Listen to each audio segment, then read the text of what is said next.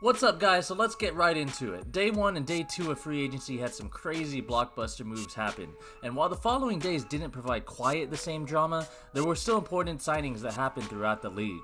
We'll go through the significant ones and then run through some of the rumors that have been popping up as well. Let's start with one of the biggest winners of the offseason though, the young up-and-coming Orlando Magic. I went over them getting KCP on my last video, but the signings that happen over the next couple of days are just as important. Sure, Orlando isn't quite on the same tier as Boston or even the Knicks, but the potential of their core is there. Paulo Banchero has already become an all-star in his short career, and the team is thriving with youth and talent all over the roster. They came into the offseason with plenty of money to spend and quickly went to work locking up literally everyone from last year's roster.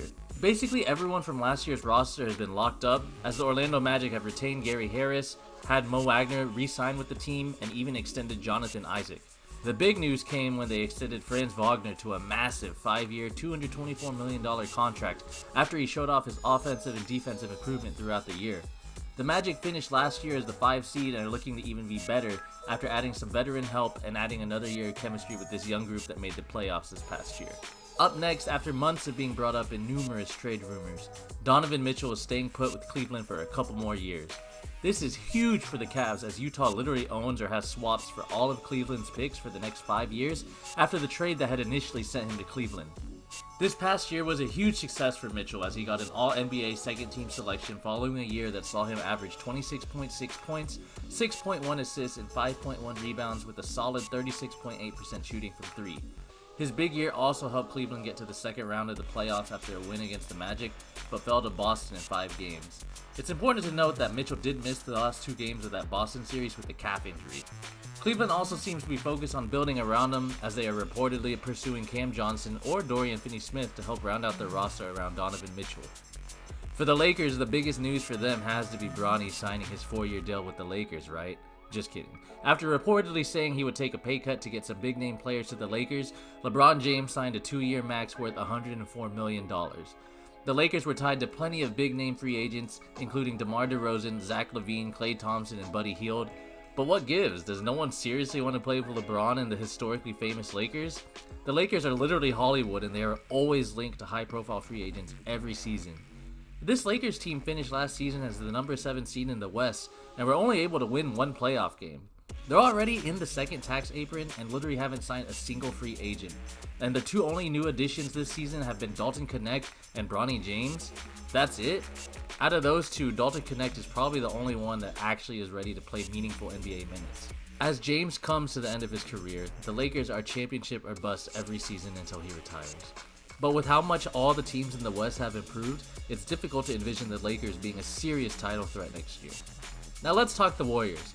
Despite losing longtime franchise player Klay Thompson, they're still quietly having a decent offseason. The Warriors have added solid role players in Kyle Anderson and DeAnthony Melton, and they got their Klay Thompson replacement in Buddy Hield. Now playing for his 15th in the NBA, Buddy will provide Golden State with some much needed shooting on the wing. It's important to note Buddy was also linked to the Lakers but chose the Warriors because he, quote, wanted a chance to win, unquote. What a slap to the face of LeBron and the Lakers. While I don't think these moves put Golden State in title contention just yet, they are reportedly linked to star forward Lauri Markkanen, who could completely help Golden State tilt their offense back to elite levels and help them compete with the elites in the Western Conference. For some of the smaller moves, we'll briefly go over them so you guys can be up to date on everything. First up, Joe Ingles signed with the Minnesota Timberwolves and reunites with former Jazz teammates Rudy Gobert and Mike Conley. Xavier Tillman is staying put with the Celtics, helping boost their frontcourt depth for a team going for a repeat bid. Former second overall pick James Wiseman is heading to Indiana on a 2-year. And Detroit signs Malik Beasley to add another sharpshooter along Tim Hardaway Jr. Detroit's 3-point shooting was atrocious last year, and they've added 2 fantastic volume 3-point shooters while they figure out what to do with their young core moving forward. And of course, UConn legend and longtime NBA vet Kemba Walker has officially retired and shortly announced he will be heading back to the Hornets to be a part of the staff as a player enhancement coach. And there we have it, guys. I appreciate y'all coming by and watching. Drop a comment and let me know if you think Kevin Durant and Devin Booker are staying put in Phoenix, or if someone is willing to trade for them following some juicy rumors. And if you guys are interested in more NBA content throughout the offseason, be sure to hit the subscribe button, and I'll see you guys next time.